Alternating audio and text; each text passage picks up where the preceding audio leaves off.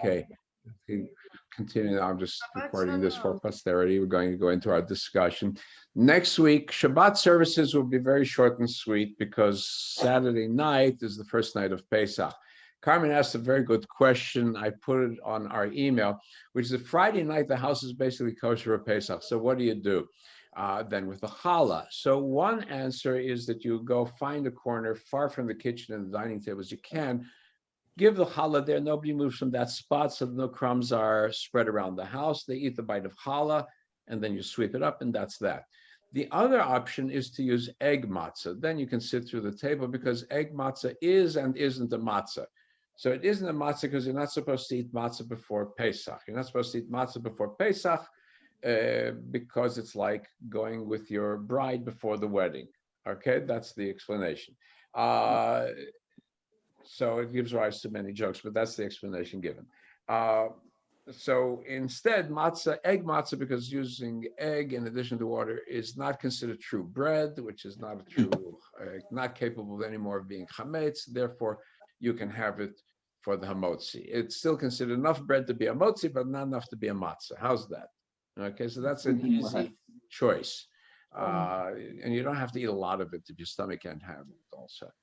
And then, so Saturday night's the first Seder. So as I said, Shabbat next week, just have a Shabbat service, simple and sweet, keep us together. And then Sunday evening, we have at 7 o'clock, we're going to have our online Haggadah, or an online Seder.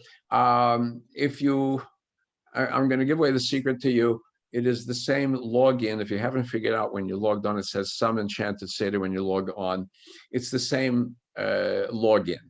So, but I would appreciate if you could register anyway. We can always use a donation. That way I have an idea of knowing how many are coming in.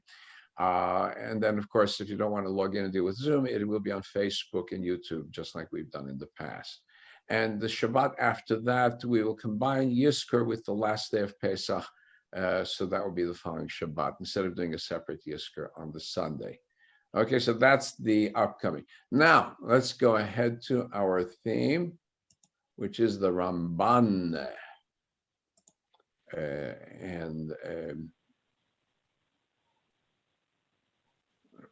Okay, pull out some of this extraneous material here and pull up my topic of the Ramban. Let's see if I can get them up on the screen now. There we go.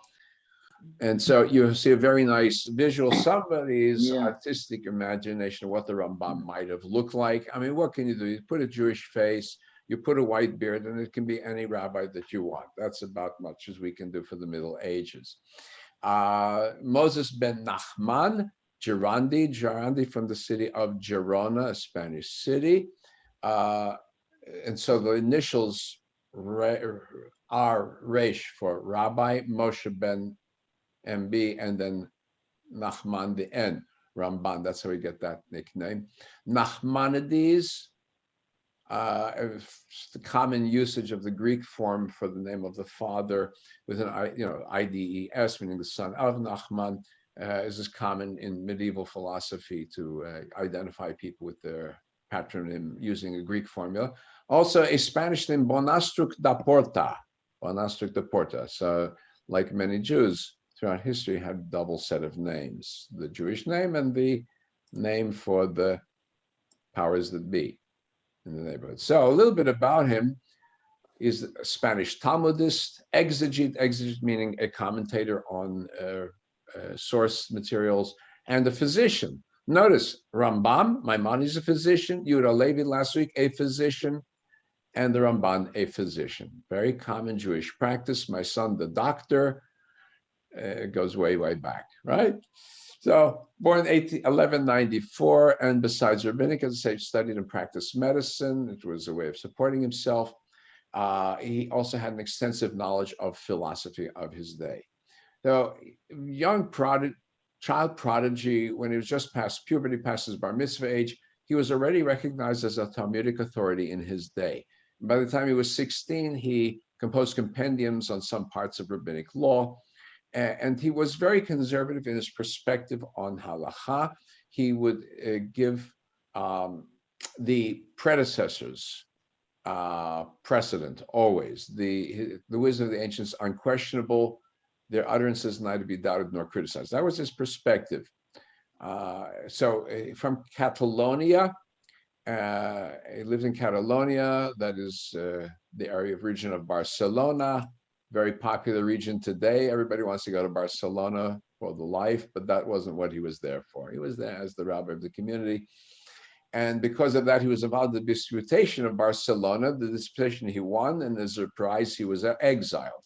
Very common when there were disputations, the rabbi would win and the community was exiled if that would happen, or the rabbi would lose and the community was ganged up on and beaten as a result. One of those two options.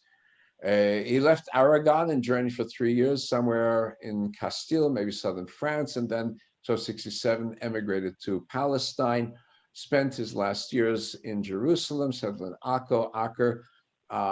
That's where he really did his major effort in writing the commentary on the Pentateuch. I'll share an example. And he talks about the pain of exile. He says, I left my family, I forsook my house, and there with my sons and daughters, sweet dear children I brought up at my knees. I left also my soul, my heart and my eyes will dwell with them forever. The pain of exile, even though he was in the land of Israel that he dreamed of all his life, to be separated from his family, he realizes it's very painful. Passed away after the age of 70, interred in Haifa, next to the grave of Yechiel of Paris, another Talmudic scholar whom he greatly admired, right around the year 1270. So what do we want to remember him for? It was perspective. He was looking at the progress made by the new Greek Arabic philosophy among the Jews of Spain and Provence. Just before his time, Moshe Ben Nachman, Maimonides, wrote the Moreh Nevuchim, which was an attempt to turn things around and use Aristotelian thinking to legitimize the authority of Judaism, the Bible tradition, and rabbinic tradition.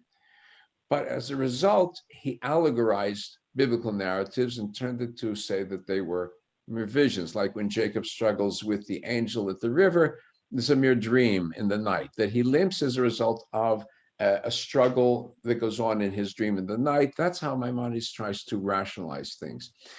He would not give credence to miraculous elements in the Bible and the Talmud. So the Ramban went the other way completely the other way. But to his greatness, as much as he agreed completely with his opposition, and he went on the fight against Maimonides, he nevertheless was not going to be part of the cancel culture of his day. What do I mean by that? There were tremendous fights breaking out between the pro-Maimonides and the anti-Maimonides. And the anti-Maimonides wanted to just erase the Rambam completely. He, however, respected Maimonides, disagreed but respected him. This is very important. We talk about Hillel and Shammai. Hillel and Shammai disagreed on so many important things, yet they agreed to disagree. And Hillel would always quote Shammai. They disagreed, but they always quote them. So the Ramban became a conciliator in these battles. And he, especially to the French rabbis, because the French are much less impressed by philosophy. They're the Ashkenazic scholars. When I say French scholars, they're the Ashkenazic scholars, the forefathers of Polish Jewry and so on.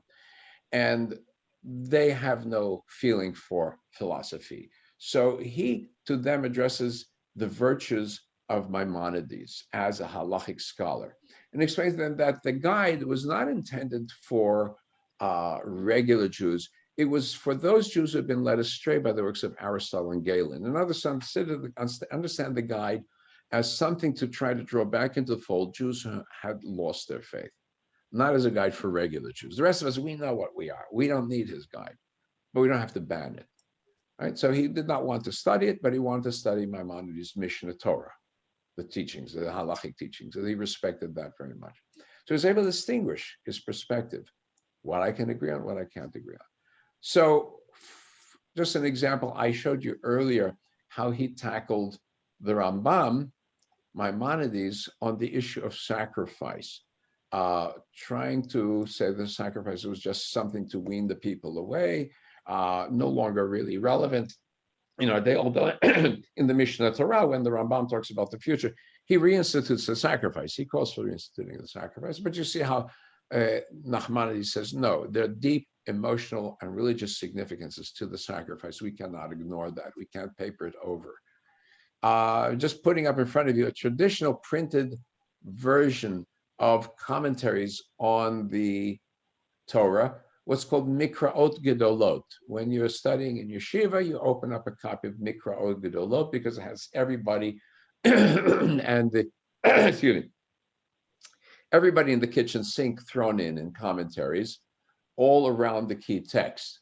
So you can see here the opening, very beautiful artistic opening, and you have the word Vayikra. Notice the little aleph, because in the Hebrew text, in the Torah text, the aleph is small. There's a whole series of discussions. Around it are some marginal notes, textual notes, and an introduction, and I cannot identify because my eye cannot really see that well. It's very tiny print and smeared. But now we come to the key ones, the key figures in this commentary. Just this is for you to be aware of. You have the key word, then you have here the rest of the sentence, El Moshe, right? This is the key text of the Torah that we're quoting on. Only 5 words altogether. On the long side, we have the Aramaic translation, Targum, because it's not just a translation, also in itself a commentary, the way the words that are chosen in it. Then you have here, always on your right side, Rashi, and very short, to the point commentaries.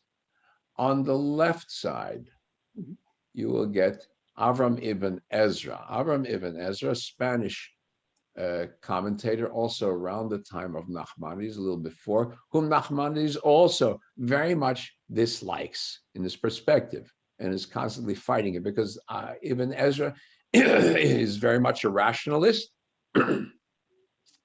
Also, this fellow over here, also a little bit of a Bible critic who looks at discrepancies in the Bible, and then he says, Hamevin Yidom, if you understand, keep your mouth shut. Doesn't want to get into the fight. And here on the bottom, you get the Ramban, Nachmanides, this is our commentator here, and Sforno, who is another medieval commentator, a little bit less quoted. And then there are all sorts of little guys in tiny print scattered in and out with little emendations to the text. So while Rashi is very short and to the point, Rambam tends to give long philosophical expositions. That's his work. He's trying to go into the philosophy behind the Torah text. That's his intention. What's the motivation? That's his great chef d'oeuvre, his major work. It's his genius, and he adds some mystical elements to it. He's not a mystic, he's not a Kabbalist, but he's very much influenced by writings of the Kabbalah, interested in it. But he goes and he also uses philology and original study of the Bible. All right, so we can say, no man can share in the Torah of our teacher Moses unless he believes that all our affairs, whether they concern masses or individuals, miraculously controlled, nothing can be attributed to nature or the order of the world, right? Ramban, everything is, as in actually following with some rabbinic positions, Olam Kenogo Naheg, the world follows a system and pattern. Nachmanides, no, the world is an enactment of God's will. So next to belief in miracles, Moses places other beliefs that he considers the foundation: creation out of nothing, omniscience of God, and divine providence. Right? That's where I say this is talking about our Ramban, right? Creation out of nothing, omniscience of God, and divine providence. God is controlling our lives, making things work. And I say he's influenced by the Kabbalah. He's not directly one of the writers, but he knows what's going on. He's interested in it. He looks at the history of the Bible and he says many of the events in the Torah become hints to what happens with the Jewish people. 6 days of creation, a prophecy of the 6,000 years that follow. The seventh day, the Messianic era, right? And if you look at different attempts at planning and counting when would the Messiah come, 6 years from Adam till Abraham, 2,000 years till Adam till Abraham, 2,000 years from Abraham to the fall of the temple, 2,000 years of exile, which is basically up, and then would be the Messianic era, right? You count six sets, of 1,000, 3 sets of 2,000 each. You come to the 7, supposedly in our time. Jacob and Esau, prototypes of Israel and Rome. The battle of Moses and Joshua with the Amalekites, prophecy of the war in which Elijah and the Messiah ben Joseph will fight against Edom before the Messiah of David, right? Again, he was looking at the year 1358 for that coming of the Messiah. Okay, let's look at some other examples. Here, the idea of love of neighbor. Why do we love our human neighbor, right? It's v'ahavta kamocha. Love your neighbor as yourself. Rambam translates it pretty much straightforward. A mitzvah to love every human being, to love each and every one of Israel as he loves his own body. Kamocha, you love him like you love your own self. Nachmanides says, wait a minute. It's a little bit overdone. The reason behind be loving to your neighbors like oneself is an exaggeration. No human's heart can accept loving one's fellow as one loves one's own soul. The truth is, no, wait a minute. That's an impossibility. I must love myself. It's just me being me. I can't love you the same way I love me. And Rabbi Akiva, who's the one who said, is the key principle of the Torah, love your neighbor as yourself. It is he himself that said, your life comes before the life of your friend. When we come down to life and death circumstances, your preservation of your life takes precedence over the life of your neighbor. Self-preservation. So that cannot be that I must love my neighbor as myself in that same sense. It's psychologically impossible. So he says, it means that it's a mitzvah to love one's friend through all the good things he loves himself. In other words, I love this in me, I've got to love it in you. I want this for me, I've got to want it for you. That's different. Then we can say to your neighbor. It says love to your neighbor. L'reacha, to your neighbor. Be loving to your neighbor. Rather than love your neighbor like yourself, right? Instead of saying love your neighbor like you love yourself, it's a kamo avhafreacha, ahafta etareacha. Kamocha. Love him. No, it says love to him. Act in a loving manner. That is humanly possible. The verse is comparing this love to the commandment to love the sojourner, right? It says also, you should love the stranger. Act in a loving manner. That is humanly and psychologically possible. We never create a commandment that is psychologically impossible. That's what Ramban Nachmanides is saying, right? There's an interesting contrast between the two. One, the abstract philosopher, the one looking at psychological and emotional issues that he can't override them.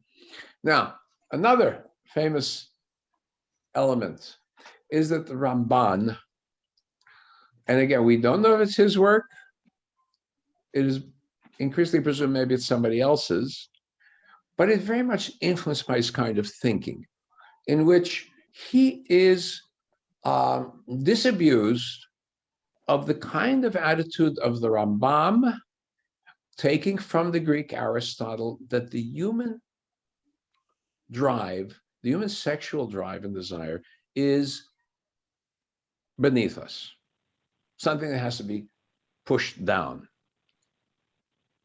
Right? We talk about the guy in this church, they had to push down his drives. No, it is not something to be pushed down, it's something to be channeled. Very different. And so this work that is attributed to him is called Iggeret Hakodesh. And candidates, Rabbi Yosef Ibn Jikatila wrote a major book on Kabbalah, on one of the major source books on Kabbalah, and explaining the method of the Sfirot, or Rabbi Joseph of Shushan, or Ezra Solomon of Gerona, quite a lot of candidates, or maybe it's just anonymous. But the reason it caught on was because it was attributed to the Ramban, because people saw it an outcome of the kind of thinking of the Ramban. And so I had a copy in an edition called Menorat HaMaor, which I no longer have because I had to clear out my library. It was a Hebrew and then German translation, attributed to Rabbi Yisrael El Nekaveh, the book Menorat HaMaor, the menorah, the giving lights, and it took the structure of the menorah and gave 7 lessons based on 7 candles of the temple menorah. It was very widely copied. Here's a handwritten copy of that Menorah Tama'or work, Yemenite handwritten, because there were no printing presses allowed in Yemen, so everything had to be done by hand. But you can see here, introduction to the fourth candle, using the candles of menorah. And this is the fourth candle. Print is too fuzzy for me to really read what it is in here. And then here, this is the copy that I had in my library. You can see the introduction, and then in the Hebrew, and then the German translation.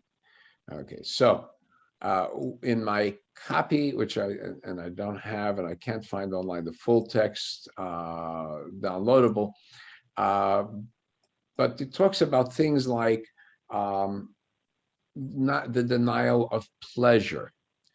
And he says there's no pleasure that in and of itself is actually denied to us. He says everything that is forbidden to us, the Torah has actually given us a compensation. So it talks about pork is denied. There are fish that taste like pork, they're kosher. He says your neighbor's wife is denied, but if she's divorced, she's kosher. You understand? So what is important is the guiding of our desires, not the denial of our desires. That's an underlying principle. Just as a matter of practical fact, somewhere in there it also says that when your bed should be positioned facing east-west or north-south, because you'll catch a cold because of the winds coming through the window that doesn't have glass pane in those days. All right, very practical issues. That's Jewish feng shui. You don't want to catch a cold. Okay, he goes on the basic notion: sexual relations between husband and wife are sacred, and the state of husband and wife during intimacy determines the character of the future child. Child's nature and essence are determined by the parent's spiritual consciousness and the holiness of their intentions at the time of conception. Therefore, if a man is forcing himself upon the woman, that is going to destroy the character and soul of the child that would come out of it. They must be in coordination. They must be in harmony, the two of them, right?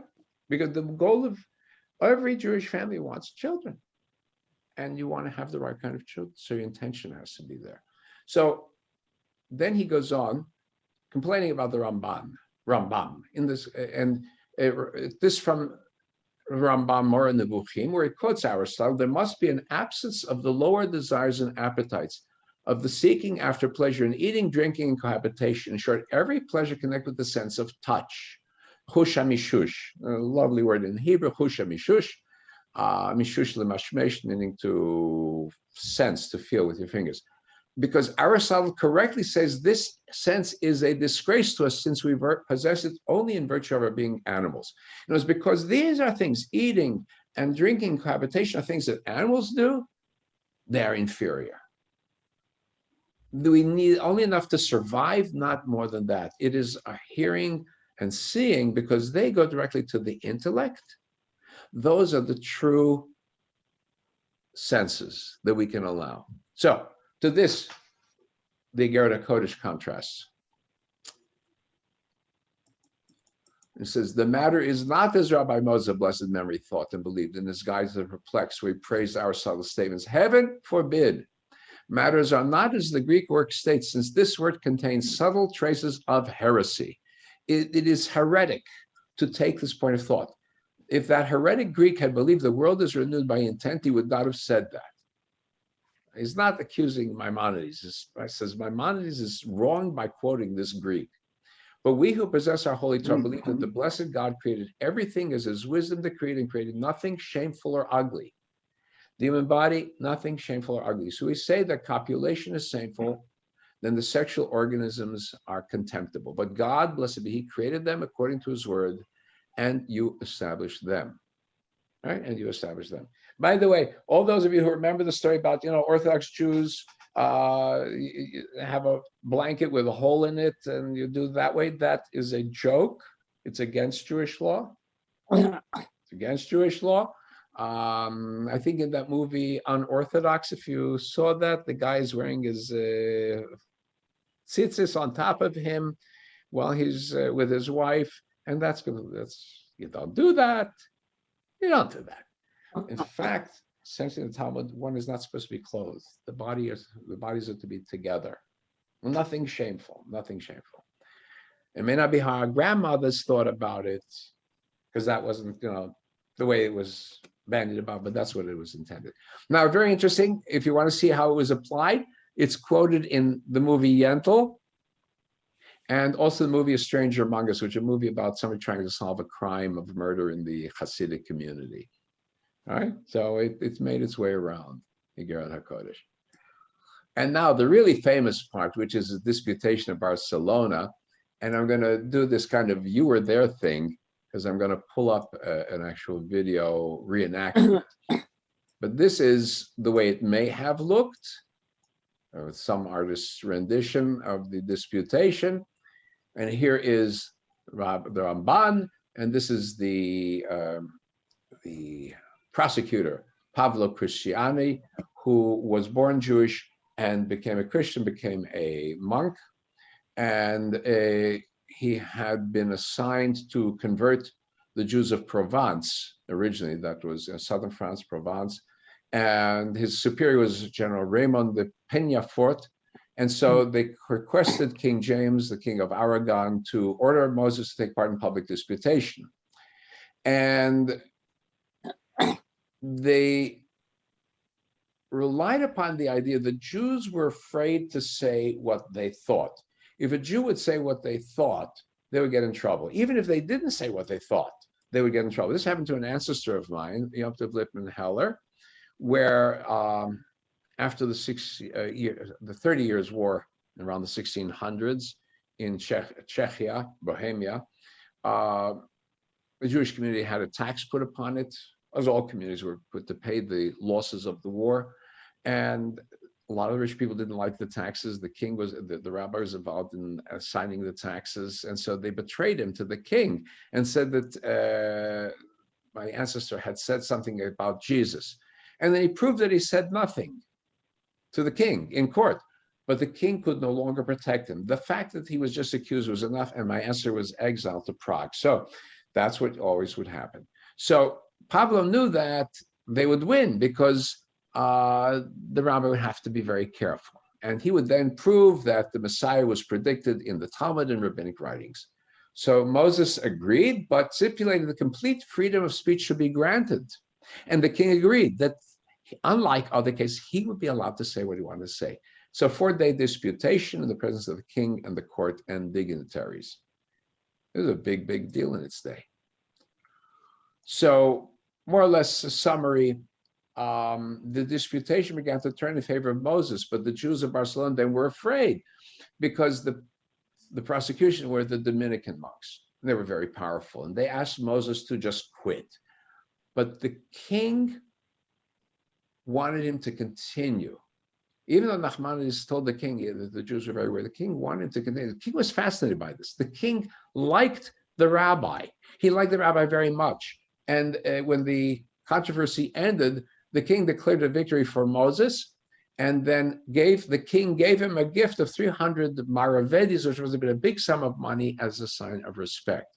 Well, what happened? As in all cases, the Dominicans said the opposite. They claimed victory, and so the Ramban wrote his summary of the trial for everyone to see.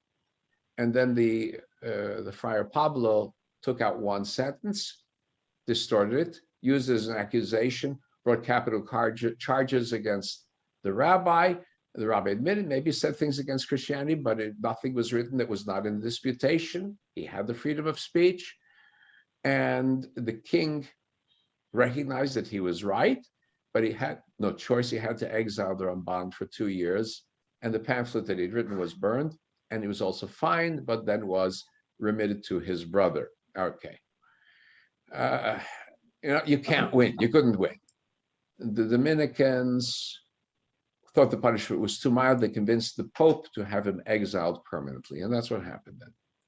So here's a scene, dramatization. This was originally a play and done as a British TV adaptation.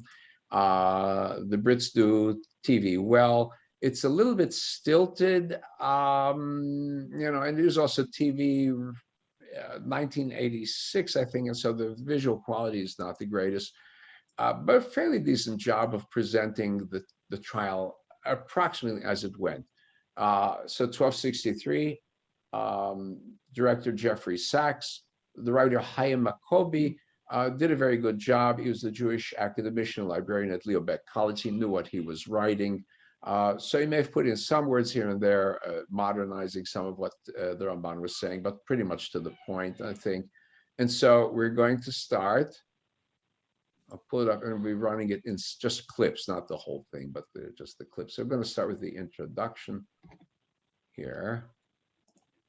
The first few minutes, give it a second to come up.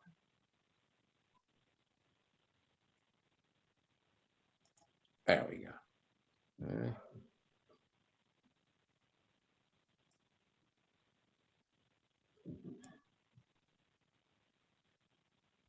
Has arrived. Call him in. You will be able to meet your opponent, Brother Pablo. Your Majesty is most considerate. This promises to be a most interesting contest. I would beg you to adopt a more serious attitude towards this disputation. This is not a cockfight or a tournament between your knights. You are, of course, quite right, Yolanda. But one cannot help taking a certain sporting interest. Your Majesties, may I present Rabbi Moses of Gerona. You are most welcome, Rabbi Moses. I have heard that you are a person well worthy of the honor of representing the Jewish community in our disputation. With respect, Your Majesty, it is an honor I would much prefer to decline. Decline? We are disappointed in you, Rabbi. Does the opposition frighten you? Not at all, Your Majesty. I'm not afraid of opposition. Nor am I averse to disputations. I've been engaged in disputations all my life. What is your objection, then? When the lion invites the mouse to a disputation, Your Majesty, the mouse, however fond he may be of arguing, would do well to avoid the disputation if he can, for the poor mouse does not know which to fear most, losing the argument or winning it. What are you afraid of, Rabbi? There have been other disputations, Your Majesty, and they have always ended in suffering for the Jewish people. In Paris recently... We are not barbarous French. We know the rules of fair play. I guarantee your safety, and that of your fellow Jews, during and after the disputation. I thank Your Majesty and accept your assurance. I wish now to raise another point. In the other disputations, many rules were laid down about what the Jewish disputants were allowed to say. I don't understand. It was necessary, of course, to lay down some rules. Otherwise, the Jewish disputants might have uttered some shocking blasphemies. May I ask the learned Brother Raymond, Your Majesty, whether he intends to lay down such rules for the present disputation? Only a few, Your Majesty. It is necessary to ensure that no blasphemies be uttered against the person of our blessed Lord and Savior, nor against his blessed mother, the Virgin Mary. I'm afraid if I'm to represent the case for Judaism adequately, I cannot undertake to avoid remarks which to the Christian might appear blasphemous. Raymond, the Rabbi is right. You may use whichever arguments you choose. You have complete liberty of speech. Okay, so complete liberty of speech. Then they go on and they have to ask the question, what about arguments from the Talmud? Because what Pablo Cristiano is trying to say is that the Talmud obviously predicts Jesus or accepts Jesus as the Messiah, the long-awaited Jewish Messiah. Well, what about it then? Let's hear from the rabbi. It is the book of Jewish traditions which date to a time long before the birth of Christ. It explains the laws and stories and prophecies of the Old Testament in such a thoroughgoing way that the Jewish faith without it would be shorn of a great deal of its content. It is my contention that the Talmud also proves that the divine Messiah has come. Rabbi Moses, do you agree that the Talmud should be brought into this discussion? I have no objection, Your Majesty. However, I should like to give Brother Pablo a friendly warning, which may save him a great deal of time and trouble. It is simply that we Jews do not always agree with everything we find in the Talmud. But do you not accept that the Talmud is a holy book to the Jews? I do, but the Talmud is a record of discussions. These discussions took place between rabbis over the course of about 500 years on every aspect of Jewish religion. Obviously, when two rabbis disagree, which happens on every page of the Talmud, both cannot be accepted as right. Consequently, many sayings in the Talmud are not accepted by the Jews. I see. Moreover, Your Majesty, there is another point to be considered. Yes. It is only the legal parts of the Talmud, the halakha, that Jews consider binding. The non-legal parts, the Haggadah, being poetical and open to various interpretations, are not considered binding. The subject of the Messiah belongs to the poetical part of the Talmud. This is a very strange holy book. The Talmud is a holy book, but not what Christians mean by a holy book. But what about the Bible? Do you not accept that the Bible is a holy book? More so, even, than the Talmud? Yes, but then we are seldom sure what the Bible means. That is what the discussions in the Talmud are all about. It seems that you are going to be rather difficult to pin down in this discussion, Rabbi. Brother Pablo, can you elicit from the Rabbi a clearer statement? I shall do my best, Your Majesty. Now, Rabbi Moses, I think you have been exaggerating the flexibility of the Jewish religious attitude a little. I was a Jew myself for many years, and your description of Judaism doesn't quite tally with my recollection of it. Perhaps you have forgotten something since you became a Christian. I don't think so. Or perhaps there were certain things about Judaism that you never understood. Tell me, is there such a thing as heresy in Jewish religion? Yes, there is. And what is a heretic in Jewish law? A Jew who denies an essential principle of the Jewish faith. And what are the essential principles of the Jewish faith? That is a matter of dispute. Okay. Yeah. Ask a silly question, you get a silly answer. Well, let's go ahead. All right. So now we go to the question, has the Messiah really come? Right? Because now they're going to go and say, well, the rabbis predicted the Messiah in the Talmud, did they not? And so he's going to go ahead and answer that. There we go.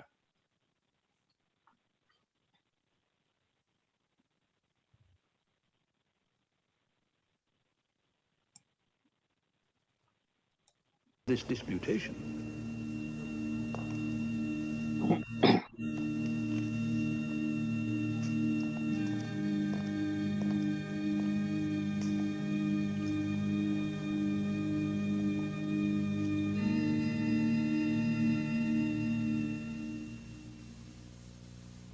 The question is, has the Messiah come? Father Pablo. Your Majesties. Let me begin by citing a passage not from the Old Testament, but from the Talmud. The Talmud says, at the time when the temple was destroyed, the Messiah was born. What an extraordinary statement. The temple was destroyed about 1,200 years ago, round about the time of the beginning of Christianity. Now let me put the question directly to Rabbi Moses. Why are the Jews waiting for the Messiah when their own Talmud tells them that he came 1,200 years ago? What do you have to say to this, Rabbi Moses? Your Majesty, with respect to Brother Pablo, the Talmud does not say that the Messiah came at the time of the destruction of the temple. It only says he was born then. But isn't that much the same thing? No, Your Majesty. When Moses came to lead the children of Israel out of Egypt, it was 80 years after he was born. That was hardly a task for a newborn babe. Similarly, the date of the Messiah's birth is by no means the same as the date of his coming. And when will be his coming? When he leads the Jews back to the Holy Land. That hasn't happened yet, so he hasn't yet come.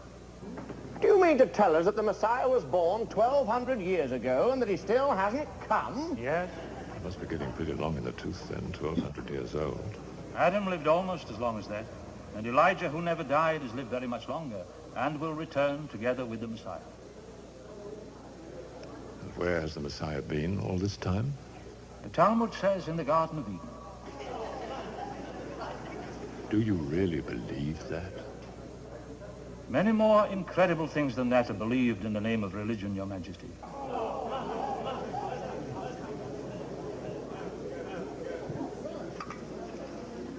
I personally do not believe that the Messiah was born at the time of the destruction of the temple.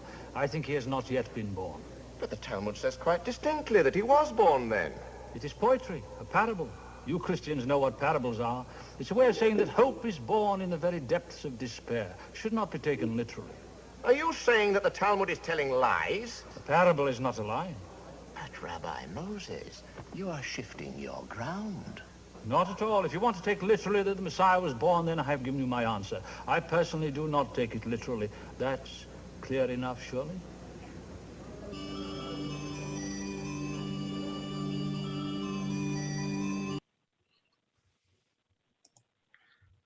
So, right? You can't use the Talmud as your proof. It's parable. So now, what about the proof of history? Would that not be the correct proof for the coming of Messiah?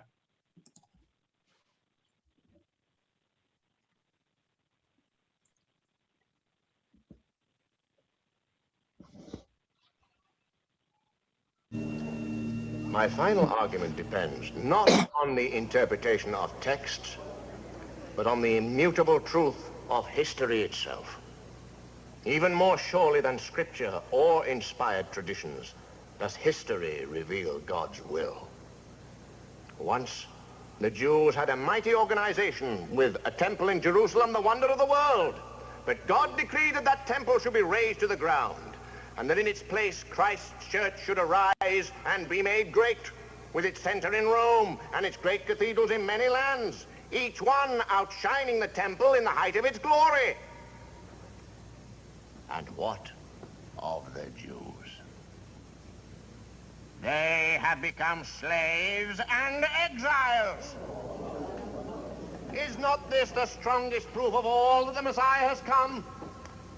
That they have lost, that Christ's church is triumphant? The Messiah has come, and the Christian church is the living proof. Let the Jews cease to swim against the tide of history. Instead of dragging out a miserable and persecuted existence that can only become more and more wretched as time goes on, let them join in the triumph of the church. The Jew turned his face against the Messiah when he came, and now God turns his face against them. As a Jew, I suffered under that curse, but Jesus Christ released me. God's church is merciful, the door is still open. Before it is too late, let the Jews enter in, and throwing themselves on his infinite mercy, share in God's manifold blessings.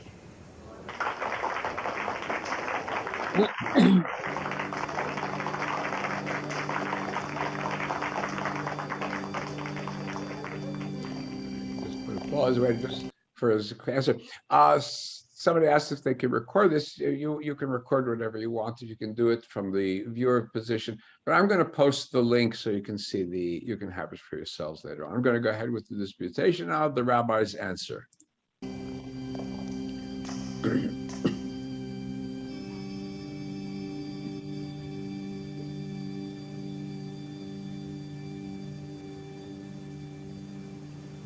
Your Majesties, I must say at once that Brother Pablo's arguments have left me entirely unconvinced. That the Messiah has come, says Brother Pablo, is proved by the triumph of the church. Brother Pablo? We are now living in the messianic era prophesied in the Bible. Glory was prophesied, and glory is here, in the shape of the Pope and priesthood, cathedrals and mighty rulers. Is this indeed messianic era? When we read in the Bible of the prophecies of Isaiah and Ezekiel and Zechariah about the coming of the Messiah, what is the most obvious thing that strikes us? It is that the coming of the Messiah will make the world a different place. Instead of a world of strife and bloodshed, of ceaseless agony and famine and warfare, there will be a world of peace and goodwill, a time of Sabbath, when the swords will be beaten into plowshares and the wolf will lie down with the lamb, and the peace of God will reach to the four corners of the earth. This is the time of the Messiah to which we Jews look forward, when the apparently meaningless agonies of the past will all prove to have had meaning after all, and true history will begin, and our struggles will prove to have been the birth pangs of a better world. But what has happened? Over 1,200 years since the birth of Jesus, I look around the world. Is it a world of peace? Have the swords been beaten into plowshares?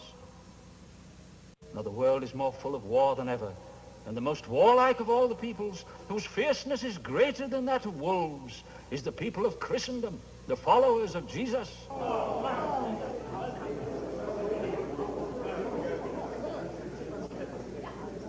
Your Majesty is a great king in Christendom. Your knights in armor clash like thunder.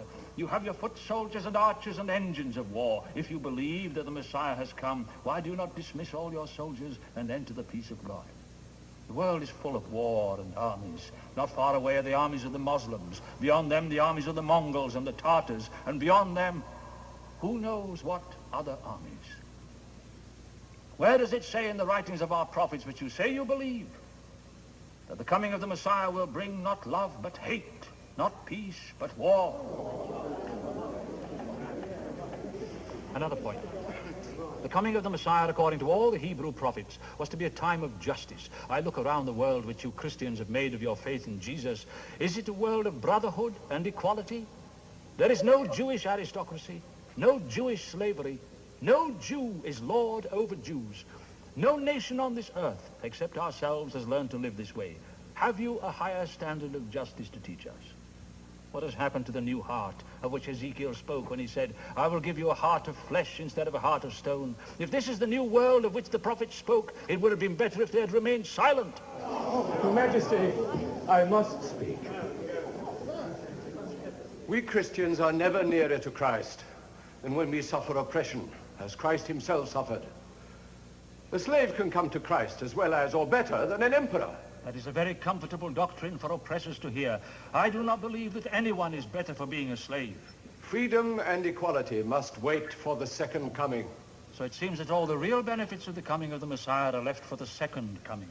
The first coming has not been without its benefits. Ah, yes, the triumph of the church. Brother Pablo made a great point of this, and of the failure and suffering of us Jews. You Christians make a great mystery out of failure, and talk of your suffering Messiah, whose failure proves his divinity, and then say that our suffering means that we are accursed. The failure and suffering of the Jews was predicted by the Hebrew prophets, and they also predicted that a time would come when the nations would acknowledge that the Jews have suffered for the sins of the world. It is Christ who suffered for the sins of the world, not the Jews. And so it was foretold by the prophet Isaiah.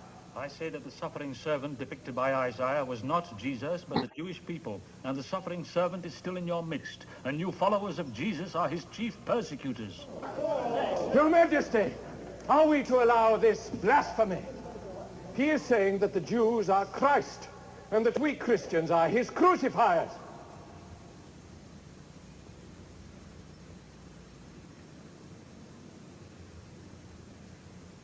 I promised him free speech.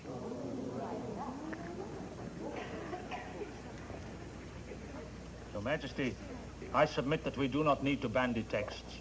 We have only to look around the world to see that the Messiah has not come. A Messiah who does not make the world better is no Messiah.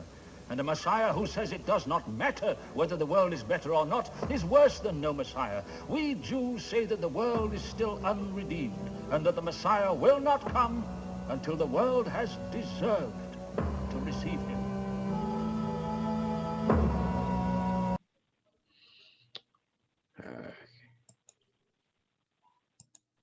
A great argument. To what extent it's the original text? I'm going to post the original text. We have his notes. I can post them up. There's the notes that the Ramban had written.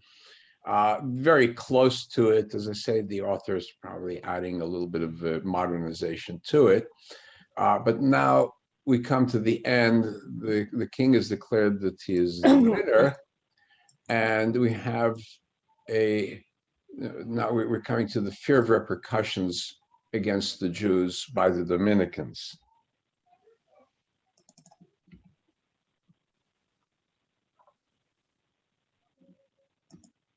There we go.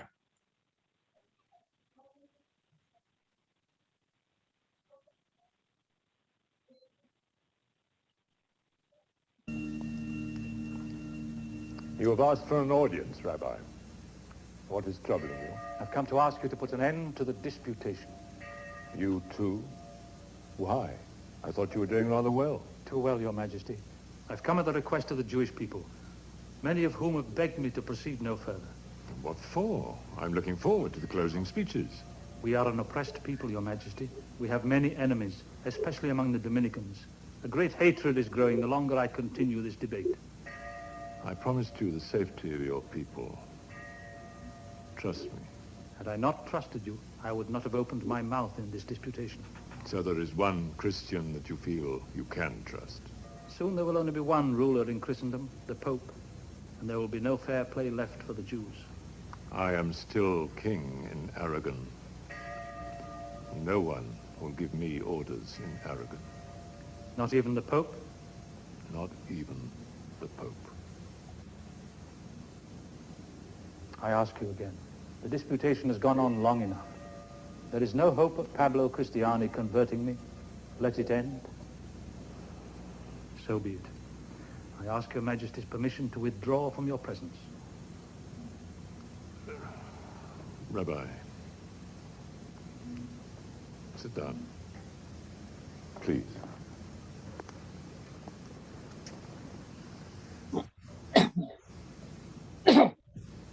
You said something today which interested me. You said that we can save ourselves. Do you believe that it is possible to commit adultery and be forgiven? We had a king once, our greatest king, King David. He was a Messiah. He committed adultery, but he repented and was forgiven. King David, a Messiah? Was there more than one Messiah? Every king of the Jews is called a Messiah. But a sinful Messiah? The Messiah is a man, and therefore sinful. Every man has an evil inclination which causes sin, but it also causes merit. If there were no evil inclination, there could be no virtue and no repentance. But if a man sins and sins and does not repent because he loves his sin, then can he be forgiven? No. Ah, well, that is where our sweet Jesus is more merciful than your hard God of justice, Rabbi, for he will forgive us. What good does Jesus' forgiveness of us do those we continue to sin against? It is impossible to be good. We can only ask for forgiveness on whatever terms we can get. It's not impossible to be good. You say our God is hard, but yours is even harder. He tells you that you're all condemned to hell, and then he forgives you like naughty children, and you fall on your knees in groveling gratitude for his mercy. Our God has more respect for us. He tells us you're not children, but men. You can behave like men, and if you do not, I shall require it of you. Can the desire of the body be good? Was it not created by God? Is it not the movement of the fountain of life? I have written a book about the holiness of sexual desire. Moses Ben Nachman, you are a lewd rabbi. Lewd. You talk like a Christian. All the holy earth is filth to him, so he wallows in filth and trembles with guilt. A king should take his pleasures like a lion. Our King David had 18 wives and concubines, and that was considered no sin. Only his adultery with Bathsheba, who was a married woman. You are no help to me, Rabbi, no help at all. You are either too evil or too good for me. 18 wives. And this was your Messiah. Rather different from our Jesus. I should have been a king before Jesus came.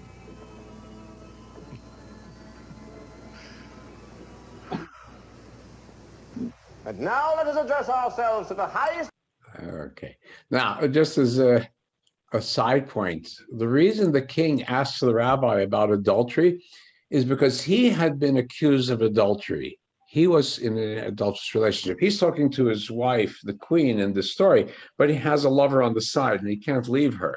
That's the real story. And the Pope is on his back. That's why he says, I will be king in Aragon. The Pope's not going to tell me what to do. But he's not in good grounds. And that's why this question about, well, can I be forgiven? And King David, right? That's what's behind the side conference. Well, King favors the rabbi. And here's his declaration of support.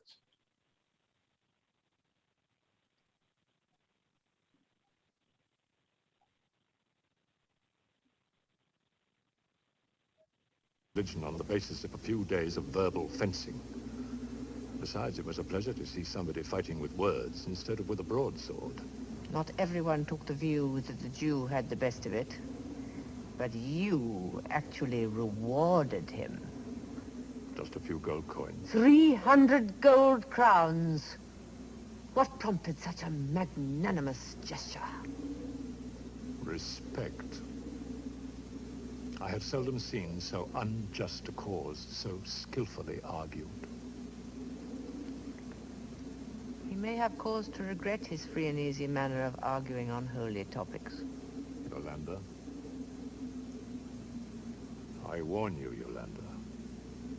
Do not plot against a rabbi. Plot against him. Is there a need to plot against him? And what about you, James? You may be reconciled with the church, but you still have to put your own house in order. Well? Oh, I was just thinking of something the rabbi said to me about King David. All right, that's a reference to his infidelity and the prosecution by the church that he was dealing with. And the queen is putting him down on it. And he's thinking of King David, how King David got away. Well, finally, Rabbi, yeah, go ahead. About that time, some of the popes had also sexual relationship even in the open. I think so. We know that later, Medici popes in Italy, a little bit later. It depends on what period you're dealing with. That's very true. So some periods the popes were more business people than religious people. Yeah, yeah. But the other side of the coin is you couldn't easily buck the power of the Pope. And there's a famous story that Hildebrand, one of the popes, who had the king locked out of his castle when the king got into a dispute with him. One of the German kings, I think. Anyway, the whole book by an Italian novelist, the earliest Italian novelist, the Decameron by Boccaccio. And it's a story about the Catholic who wants to convince the Jew to become a Catholic. And he says, okay, but I want to go to Rome first and and visit the Pope. And he says, oh no, you don't go and visit the Pope. You can't do that, because he knows when he gets there, he'll see what's going on in Rome itself under the auspices of the Pope. It's great. Italy's first great novel based on that story. Let's go ahead here. Yeah, go ahead.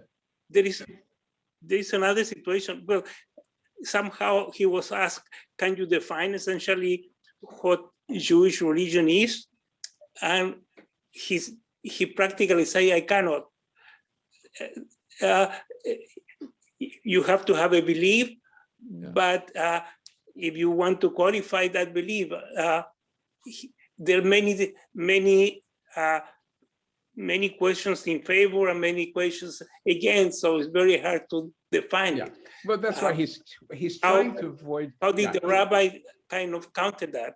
Yeah, he's trying to avoid getting into a trap by saying when we have basic beliefs, but how they are interpreted was wide open. You can see he and the Rambam disagreed very heavily. They have a core belief, but the way they explain that belief is very different. So that's what he's trying to get to them. In both Catholicism and Islam, as religious-based creeds, the definition of the creed is much more critical than for the Jewish people, which is a history and people-based religion. So you don't need to define pinpoint creeds. There's no interest. You don't find attempts at hard definitions, and that's what he's getting at. It allows us a leeway in understanding and interpreting. Let me just wrap up here the very final ending to the story.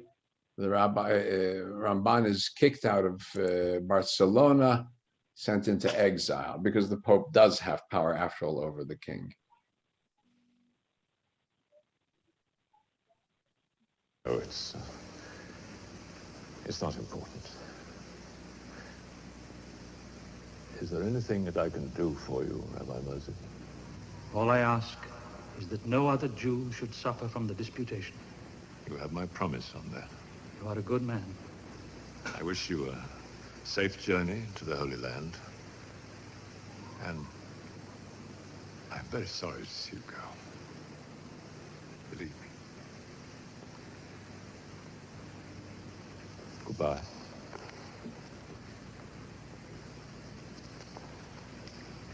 One moment. Silence.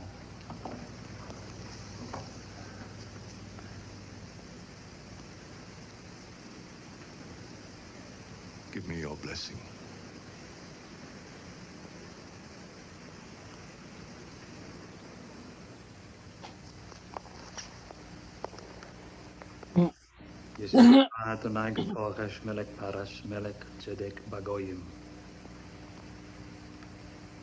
What did that mean? May the Lord make you like Cyrus, king of Persia, a righteous king among the Gentiles. You had to go back a long way to find one, didn't you?